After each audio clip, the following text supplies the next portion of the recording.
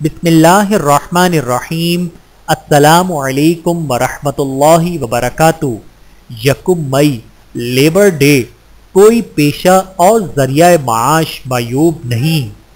فن جرح و تعدیل کے امام علامہ ابن الجوزی رحمۃ اللہ نے اپنی کتاب میں لکھا کہ حضرت عبداللہ بن عباس رضی اللہ تعالی عنہ ارشاد فرماتے ہیں، نمبر 1، حضرت آدم علیہ السلام ہل چلاتے تھے۔ نمبر 2، حضرت نوح علیہ السلام بڑھئی کا کام کرتے تھے۔ نمبر 3، حضرت ادریس علیہ السلام کپڑے سیتے تھے۔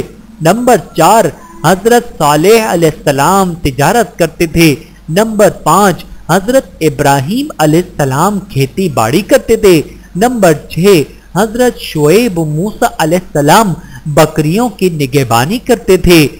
نمبر 7، حضرت داؤد علیہ السلام لوہے کی ذرہ بناتے تھے۔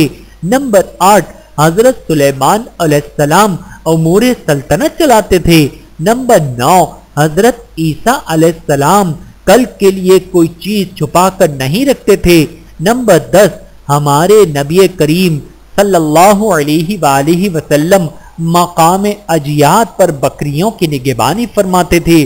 نمبر 11، اور اماں حوا علیہ السلام اپنے ہاتھ سے کپڑا بن کر خود بھی پہنتی اور اولاد کو بھی پہناتی تھیں۔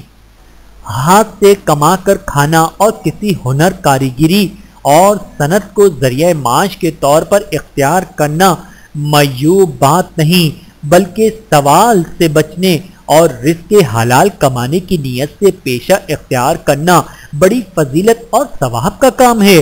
ہمارے معاشرے میں بہت سے پیشوں کو معیوب اور کمتر سمجھا جاتا ہے، جو درست نہیں۔ ہر وہ جائز پیشہ جس میں احکام شریعت کی رعایت رکھی جائے قابل تحسین اور بابرکت ہے۔